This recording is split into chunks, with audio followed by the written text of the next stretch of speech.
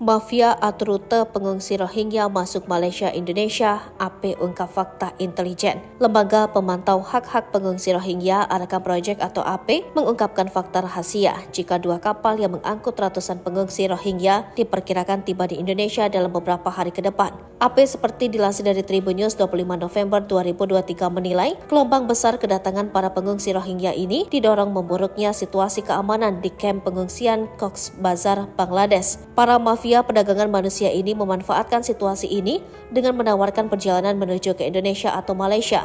Direktur AP, Chris Lewa mengatakan banyak pengungsi merasa putus asa dengan situasi keamanan di Cox's Bazar, Bangladesh yang kian memburuk.